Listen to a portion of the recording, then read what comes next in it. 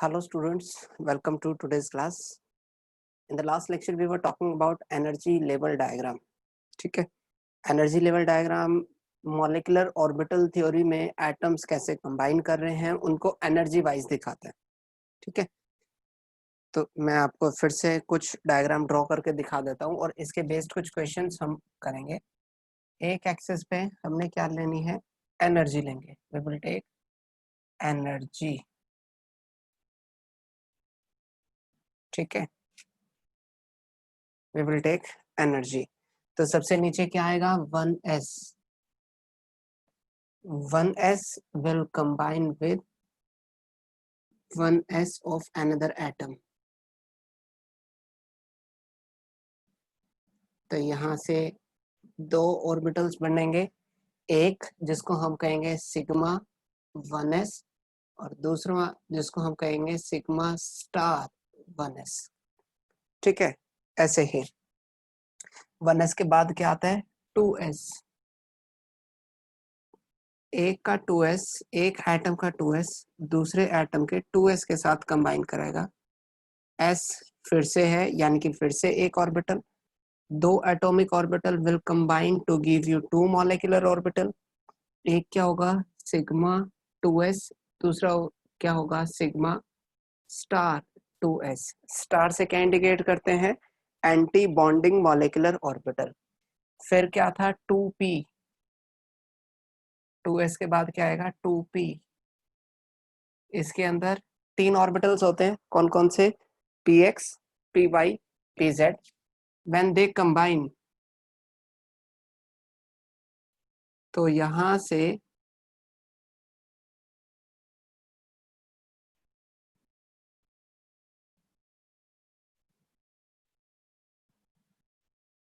कुछ इस हिसाब से बन जाएंगे. यह आ जाएगा पाई 2p, ये भी क्या आ जाएगा, पाई 2px, पाई 2py, ये क्या आ जाएगा, सिग्मा 2pz. ठीक है, तो यहाँ पर क्या आ जाएंगे, दो orbitals, pi star 2px, pi star 2py और एक ऑर्बिटल क्या होगा, सिग्मा 2pz.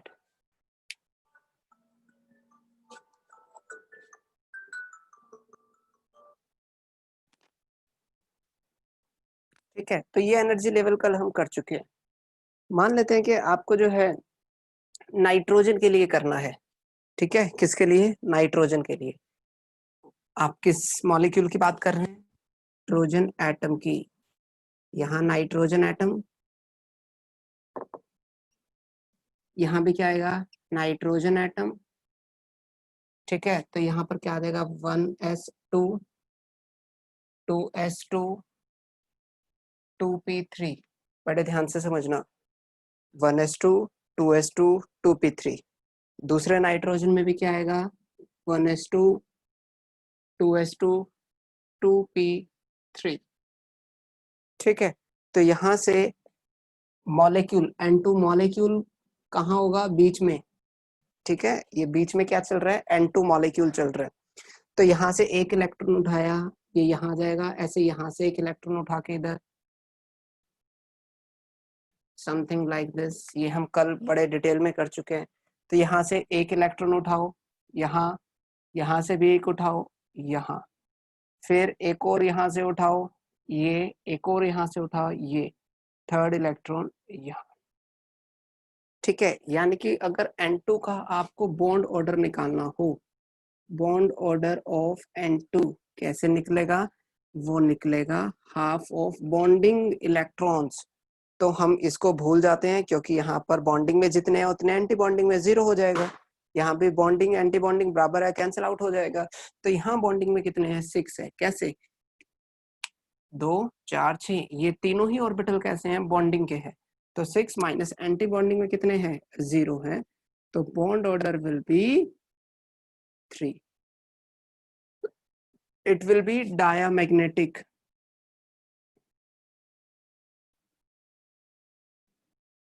क्योंकि all the electrons are paired, सारे इलेक्ट्रॉन कैसे हैं, पेयर्ड हैं, तो ये क्या हो जाएगा, डायमैग्नेटिक हो जाएगा। अगर मैं बात करूं इलेक्ट्रॉनिक कॉन्फ़िगरेशन की, तो इलेक्ट्रॉनिक कॉन्फ़िगरेशन क्या आ जाएगा, sigma 1s2, sigma star 1s2, sigma 2s2, sigma star 2s2।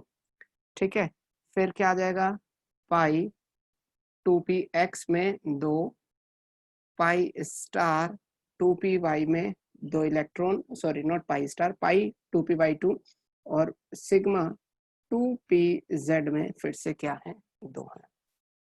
ठीक है, अब यहाँ एक इंटरेस्टिंग क्वेश्चन पूछ लिया जाता है कि अरेंज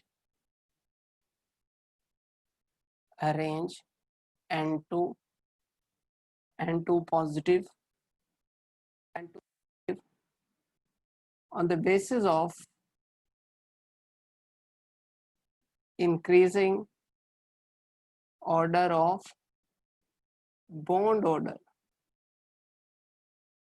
ठीक है, हमें 3 स्पीशीज दे दिए, एक नाइट्रोजन दे दिया, एक N2 पॉजिटिव दे दिया, एक N2 नेगेटिव दे दिया।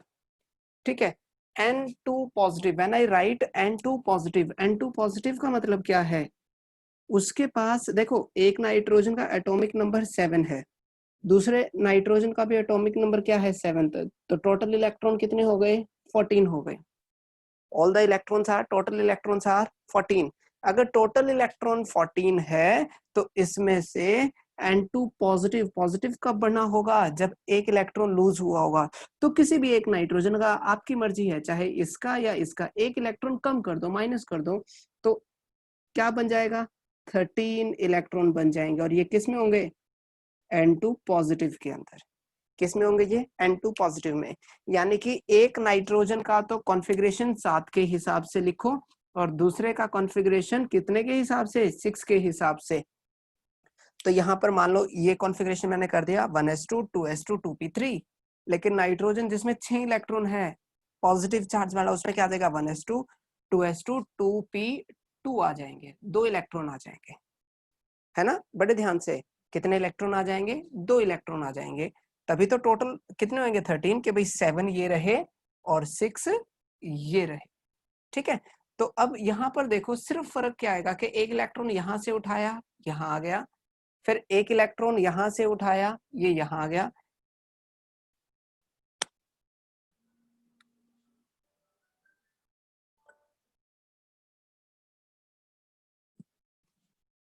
मतलब पहले हम किसको फिल्ड करेंगे, बॉन्डिंग को, तो यहाँ से एक एक इलेक्ट्रॉन उठाया, 2 इलेक्ट्रॉन यहाँ गए, उसके बाद यहाँ कितने बच गए, यहाँ पर एक इलेक्ट्रॉन बच गया, तो एक इलेक्ट्रॉन बच गया तो हम यहाँ पर कर, ठीक है। यानी कि फर्क कितना आएगा, N2 पॉजिटिव में 2pz के अंदर सिर्फ और सिर्फ एक इलेक्ट्रॉन। आप इलेक्ट्रॉनिक कॉन्फ़िगरेशन के रूल्स पढ़ चुके हो कि पहले जिसकी एनर्जी कम है पहले उसको भरो, यानी कि जो टोटल 5 इलेक्ट्रॉन है, 3 इसके पास है, 2 इसके पास है, उसमें से 4 तो कहाँ आ गए, पाई वाले में। क्यों, क्योंकि उसकी एनर्जी कम है। और कॉन्फ़िगरेशन के रूल्स क्या कहते हैं, Aufbau principle, Hertz rule, Pauli's exclusion principle, तीनों रूल यहाँ फॉलो होते हैं। तो उसके अकॉर्डिंग पहले ये फिल होगा, उसके बाद हम ऊपर जाएंगे। तो 5 में से 4 इलेक्ट्रॉन नीचे आ गए, एक बच गया, वो कहाँ चला गया, ऊपर की तरफ। तो यहाँ पर N2 पॉजिटिव का अगर बॉन्ड ऑर्डर मुझे निकालना हो, ठीक है, bond order for N2 positive, bond order for N2 positive क्या होगा, हाफ ऑफ बॉन्डिंग में कितने इलेक्ट्रॉन है 5, माइनस एंटी बॉन्डिंग में कितने 0, यानी कि बॉन्ड ऑर्डर कितना आ गया 2.5। आपको पता है N2 का बॉन्ड ऑर्डर कितना था 3, N2 पॉजिटिव का कितना है 2.5। ठीक है, अगर मान लो आपके पास क्या करना हो, N2 नेगेटिव होता, क्योंकि तीसरा स्पीशीज क्या है, N2 नेगेटिव है। N2 नेगेटिव होने का मतलब था कि उसने एक इलेक्ट्रॉन गेन कर रखा है, 2 नाइट्रोजन, हर एक के पास कितने 7 इलेक्ट्रॉन, लेकिन ये तो न्यूट्रल बनेगा, नेगेटिव चार्ज का मतलब किसी एक में एक इलेक्ट्रॉन ऐड कर दो, तो 8 इलेक्ट्रॉन एक नाइट्रोजन के पास, 7 इलेक्ट्रॉन एक के पास, तो टोटल कितने हो जाएंगे 15 इलेक्ट्रॉन हो जाएंगे। तो किसी के पास भी, मान लो मैंने यहाँ पर क्या कर दिया, 8 का कॉन्फ़िगरेशन कर दिया, 1s2 2s2 2p4, क्योंकि जिसमें 8 है उसका तो कॉन्फ़िगरेशन यही बनने वाला है। ठीक है, तो उस हिसाब से क्या हो जाता, तो देखो एक इलेक्ट्रॉन यहाँ से उठाओ यहाँ डाल दिया, एक यहाँ से उठाओ यहाँ डाल दिया, उसके बाद ये आ जाएंगे और एक इलेक्ट्रॉन कहाँ आ जाएगा, यहाँ आ जाएगा। ठीक है, हाइयर एनर्जी, क्योंकि अब ये तो क्या हो गया, फुलफिल हो गया। अब कहाँ बचेगा, सिर्फ हमें ऊपर लेके जाना पड़ेगा इलेक्ट्रॉन। तो N2 नेगेटिव का बॉन्ड ऑर्डर अगर मुझे निकालना हो, N2 नेगेटिव का बॉन्ड ऑर्डर होगा half of bonding electron are 6, anti bonding में कितना है 1, तो ये भी कितना आ जाएगा 2.5। N2 नेगेटिव भी कितना आएगा 2.5। लेकिन N2 नेगेटिव क्या होगा, N2 positive and N2 negative both are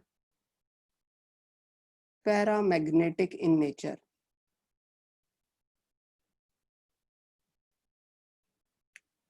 ठीक है, पैरामैग्नेटिक इन नेचर, कि दोनों कैसे होंगे, पैरामैग्नेटिक हो जाएंगे नेचर में। Both will be attracted by external magnetic field. इस पे एक और क्वेश्चन घूम सकता है कि भाई इनमें से ज्यादा स्टेबल कौन है, तो हमें पता है as bond order increase stability and strength both increases. यानी कि अगर कोई आपसे पूछ ले कि भाई N2 और N2 पॉजिटिव में कौन ज्यादा स्टेबल है, तो आंसर इज N2। क्यों, क्योंकि उसका बॉन्ड ऑर्डर कितना है 3 है। N2 और N2 नेगेटिव दोनों ही कैसे हैं, पैरामैग्नेटिक है, दोनों की स्टेबिलिटी क्या है, बराबर है। तो यहाँ स्टेबिलिटी का क्वेश्चन नहीं बनता। ठीक है, ये इस तरीके का डायग्राम किस किस के लिए बनता है, हाइड्रोजन है, हीलियम है, लिथियम है, बेरिलियम है, बोरोन है, कार्बन है, नाइट्रोजन है। अब अगर मैं बात करूं किसकी, 3 एलिमेंट्स कौन कौन से, oxygen, fluorine and neon Ne2। अब मैं किसके एनर्जी लेवल डायग्राम देख रहा हूं, O2, F2 एंड Ne2। अब इसमें जो है हम क्या करते हैं कि अगर इनके डायग्राम हमें बनाने हैं तो हम फिर से एक एक्सिस पे क्या लेंगे, एनर्जी लेंगे। करने का तरीका बिल्कुल सेम है, there is no change at all. हल्का सा चेंज क्या आ गया वो मैं बताऊंगा आपको। इसमें भी क्या होगा, 1s will combine with another 1s, इसके पास एक ऑर्बिटल, इसके पास एक ऑर्बिटल, तो एक बॉन्डिंग होगा, एक एंटी बॉन्डिंग होगा, सिग्मा 1s, ये क्या होगा सिग्मा स्टार 1s। ऐसे ही 2s will combine with another 2s, एक बॉन्डिंग सिग्मा 2s, एक आ जाएगा सिग्मा स्टार 2s। अब एक आ गया आपके पास 2p, p के अंदर कितने ऑर्बिटल हैं, 3 है। जब ये आपस में कंबाइन करते हैं तो यहाँ एक हल्का सा चेंज आता है।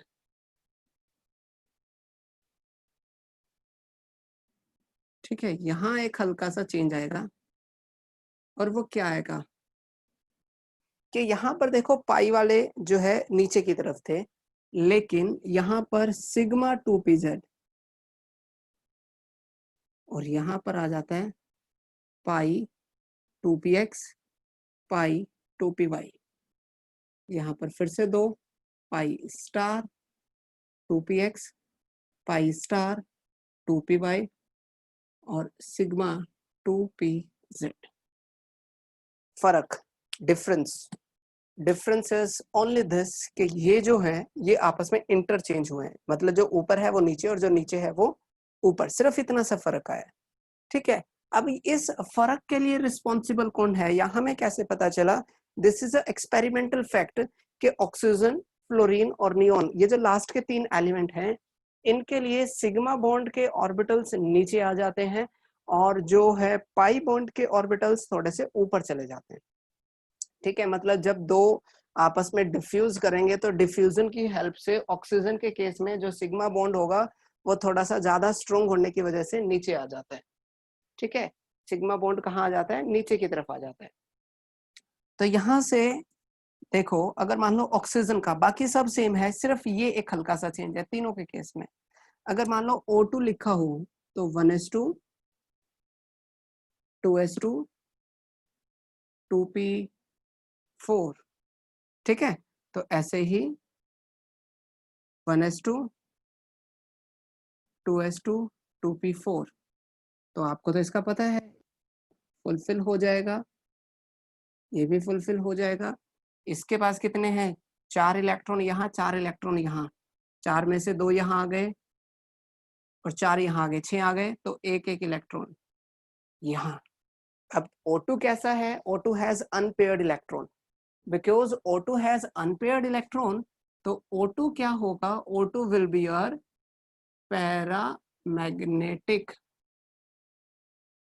O2 will be paramagnetic.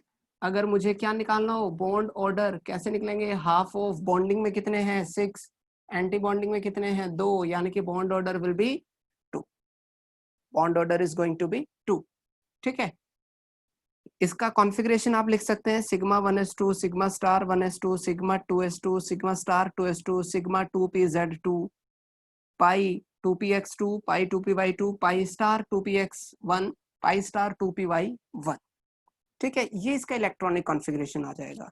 लेकिन अगर मान लो जैसे हमने नाइट्रोजन का किया, O2 नेगेटिव करना होता, सपोज करो आपको क्या करना है, O2 नेगेटिव, O2 नेगेटिव मतलब 2 में से एक ऑक्सीजन के ऊपर माइनस का चार्ज है, तो एक में मुझे क्या करना है, मुझे एक इलेक्ट्रॉन और बढ़ा देना है, सीधी सी बात है। माइनस चार्ज मतलब उसने इलेक्ट्रॉन गेन किया है, तो एक इलेक्ट्रॉन और बढ़ा दिया।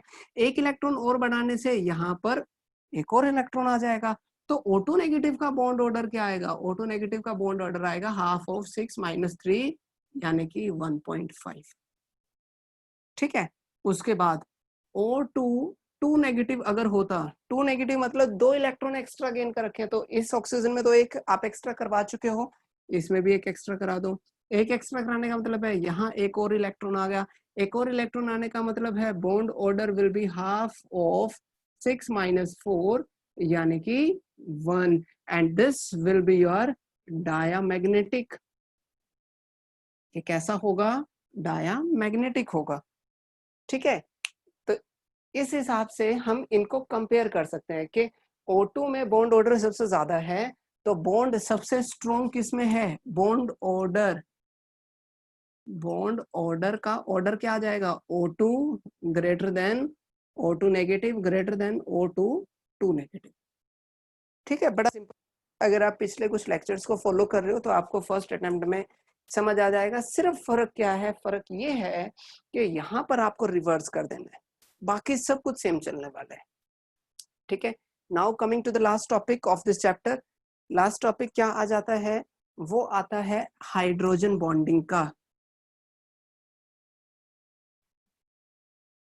हाइड्रोजन बॉन्डिंग,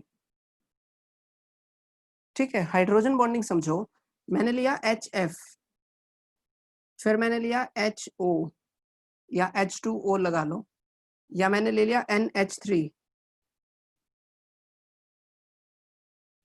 ठीक है। बड़े ध्यान से, HF का एक मॉलिक्यूल ये है, HF का दूसरा मॉलिक्यूल ये रहा, HF का तीसरा मॉलिक्यूल ये रहा, ठीक है। अब हाइड्रोजन और फ्लोरीन में से which is more electronegative, answer is fluorine. Even fluorine is the most electronegative element among the all the non elements. तो फ्लोरीन क्या करेगा, बॉन्ड के इलेक्ट्रॉन को अपनी तरफ खींचेगा, तो उसके ऊपर चार्ज क्या आ जाएगा, नेगेटिव। हाइड्रोजन के ऊपर क्या आ जाएगा, पार्शियली पॉजिटिव। ऐसे ही फ्लोरीन के ऊपर नेगेटिव, हाइड्रोजन पे पॉजिटिव, फ्लोरीन पे नेगेटिव, हाइड्रोजन पे पॉजिटिव, हर एक में ऐसा ही होगा, ठीक, क्योंकि हर एक में फ्लोरीन बहुत ज्यादा इलेक्ट्रोनेगेटिव है। तो ऐसा मॉलिक्यूल जिसपे पॉजिटिव और नेगेटिव चार्ज आता है, ठीक है। मैं क्या कह रहा हूं, मैं कह रहा हूं molecule, molecule having positive and negative charge is said to be polar। उसको हम क्या बोलेंगे, that it is polar in the nature। polar मतलब जहां पॉजिटिव और नेगेटिव दोनों ही चार्जेस आ जाते हो। तो यहां देखो, मैंने H और F के बीच में एक हाइफन डाला या एक बॉन्ड बनाया प्रॉपर, उसमें क्या है कि हाइड्रोजन और फ्लोरीन के बीच में बॉन्ड बना हुआ है, लेकिन क्योंकि फ्लोरीन बहुत ज्यादा इलेक्ट्रोनेगेटिव है, उसके ऊपर चार्ज नेगेटिव आ गया, हाइड्रोजन के ऊपर चार्ज पॉजिटिव आ गया, तो दोनों एक दूसरे को क्या कराएंगे, दोनों एक दूसरे को क्या करेंगे, अट्रैक्ट करेंगे। ऐसे ही ये एक दूसरे को क्या करेंगे, अट्रैक्ट करेंगे। यानी कि फ्लोरीन, ये अट्रैक्शन का रीजन क्या आया कि फ्लोरीन जो है पड़ोस के हाइड्रोजन जिसके ऊपर पॉजिटिव चार्ज है उसको धीरे धीरे अपनी तरफ खींचना शुरू कर देगा, और इसी जिसमें हाइड्रोजन इन्वॉल्व है उसी बॉन्ड को हम लोग क्या बोलते हैं, H bonding. There is no proper bond between this fluorine and this hydrogen, proper bond नहीं है, there is just an attraction. यहाँ H और F को मैंने बॉन्ड से रिप्रेजेंट किया है, लेकिन यहाँ H और F को मैंने हाइफन से रिप्रेजेंट किया है। हाइफन मतलब डैश लाइन से रिप्रेजेंट किया। डैश लाइन से रिप्रेजेंट कराने का मतलब है कि भाई इसके ऊपर नेगेटिव चार्ज था, इसके ऊपर पॉजिटिव, इसलिए धीरे धीरे इसको अपनी तरफ खींचने की कोशिश करेगा, और इसी अट्रैक्शन का नाम क्या है, हाइड्रोजन बॉन्ड। ये क्यों आई, क्योंकि फ्लोरीन नेगेटिव चार्ज लिए हुए था। फ्लोरीन नेगेटिव चार्ज क्यों लिए हुए था, क्योंकि फ्लोरीन इज हाईली इलेक्ट्रोनेगेटिव, वो हाइड्रोजन से बॉन्ड खींच रहा था, दूसरे हाइड्रोजन से। मैं आपको बड़ा साफ सुथरे शब्दों में बता रहा हूँ, और ये आप नोट कर सकते हैं कहीं पर कि हाइड्रोजन बॉन्डिंग कब होगी, या तो फ्लोरीन हो, ऑक्सीजन हो, नाइट्रोजन हो। मैंने तीनों केस लिखे हैं, फ्लोरीन, ऑक्सीजन, नाइट्रोजन। ये तीनों एलिमेंट इतने ज्यादा इलेक्ट्रोनेगेटिव हो जाते हैं कि जब हाइड्रोजन इनके साथ जुड़ा होता है, अब मैं हाइड्रोजन की ही बात क्यों कह रहा हूँ, क्योंकि हाइड्रोजन की इलेक्ट्रोनेगेटिविटी बहुत कम है, फ्लोरीन की बहुत ज्यादा है। यानी कि जब वो दोनों आपस में बॉन्ड बनाएंगे तो वहां पर चार्जेस सबसे ज्यादा जनरेट होंगे। चार्जेस ज्यादा जनरेट होने का मतलब है जितना ज्यादा यहाँ नेगेटिव चार्ज होगा वो पड़ोस के हाइड्रोजन को उतना स्ट्रांगली अपनी तरफ खींचना शुरू कर देगा। इसी को हम लोग क्या बोलते हैं, हाइड्रोजन बॉन्डिंग। यानी कि when due to difference in electronegativity of fluorine, oxygen, nitrogen and hydrogen, the adjacent hydrogen molecule gets attracted towards these elements. This type of attraction is called hydrogen bonding. I repeat, जब fluorine, oxygen, nitrogen अपने पड़ोस के hydrogen को अपनी तरफ खींचना शुरू कर दे, उस हाइड्रोजन को अपने साथ खींचना शुरू कर दे जो उसके साथ बॉन्ड नहीं बना रहा, मतलब इसको तो खींच ही रहा है, साथ में वो एडजेसेंट को भी खींचना जा रहा है। ठीक है, ऐसे ही वाटर में होता है। वाटर में भी क्या होता है, ये एक वाटर मॉलिक्यूल है, ये दूसरा वाटर मॉलिक्यूल है, ये तीसरा वाटर मॉलिक्यूल है, तो यहाँ पर ये ऑक्सीजन क्या करेगा, हाइड्रोजन को अपनी तरफ खींचेगा। ऐसे ये ऑक्सीजन क्या करेगा, हाइड्रोजन को अपनी तरफ खींचेगा। इसमें भी क्यों खींच पा रहा है, क्योंकि ऑक्सीजन बहुत ज्यादा इलेक्ट्रोनेगेटिव है, उस पर नेगेटिव चार्ज होगा, हाइड्रोजन पे पॉजिटिव होगा। इस ऑक्सीजन पर नेगेटिव होगा, हाइड्रोजन पर पॉजिटिव होगा। अपोजिट चार्ज होने की वजह से वो क्या करेगा, उसको अपनी तरफ खींच लेगा। इसका मतलब बीच में there is another force of attraction known as your hydrogen bonding. ठीक है, ये भी फोर्स ऑफ अट्रैक्शन है, इसको हम क्या कहते हैं, hydrogen bonding. Same case nitrogen के साथ होगा। ठीक है, तो हाइड्रोजन बॉन्डिंग किस किस के केस में आते हैं, फ्लोरीन, ऑक्सीजन और नाइट्रोजन, इन तीन केसेस में हाइड्रोजन बॉन्डिंग आती है, इसके अलावा हाइड्रोजन बॉन्डिंग कहीं नहीं आती। ठीक है, और जो हाइड्रोजन अटैच हो डायरेक्टली, मैं फिर से रिपीट कर रहा हूं, बड़े ध्यान से सुनो मेरी बात, कि जो हाइड्रोजन इन एलिमेंट के साथ directly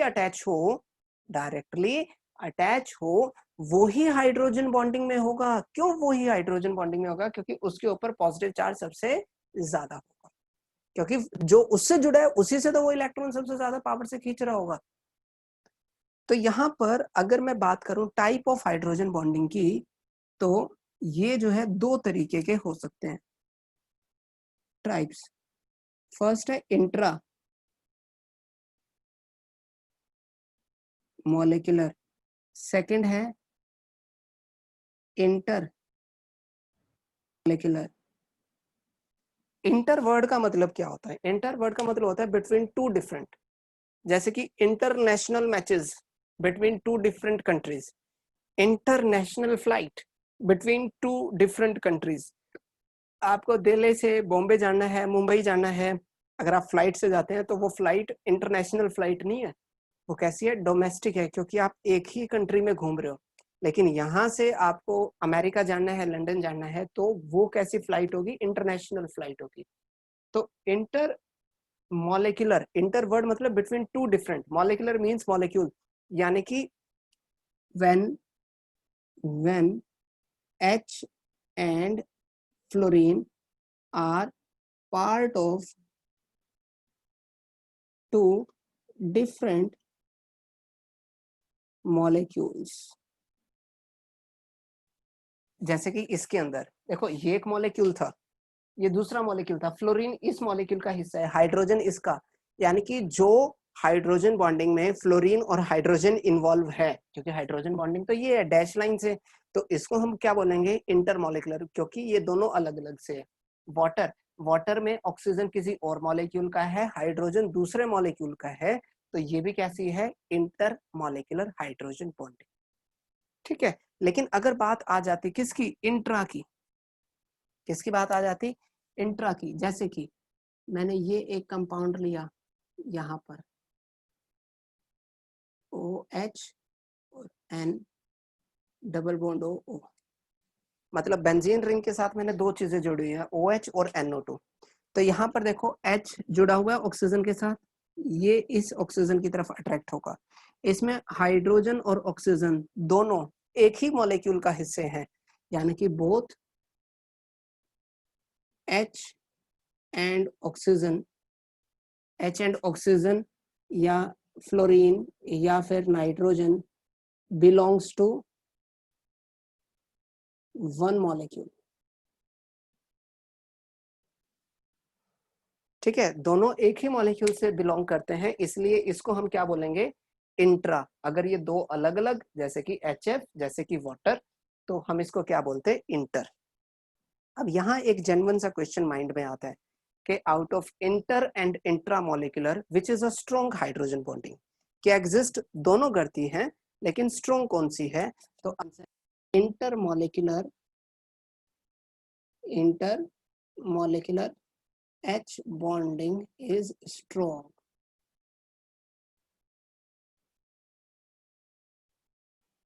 Intermolecular H bonding is strong, कि वो बहुत ज्यादा स्ट्रॉन्ग होती है, इस वजह से जहां पर इंटरमोलिकुलर H बॉन्डिंग होगी वहां पर फोर्सेस ऑफ अट्रैक्शन स्ट्रॉन्ग हो जाएंगे। अगर आपको यहाँ पर ये H बॉन्डिंग समझ नहीं आती देन लेट इट बी, क्योंकि जब हम स्टेट्स ऑफ मैटर शुरू करेंगे तो उसमें पहला ही टॉपिक फोर्सेस ऑफ अट्रैक्शन है, इंटरमोलिकुलर फोर्सेस है, तो उसके अंदर हम इसको रिपीट करने वाले हैं फिर से। ठीक है, so this is all for the day,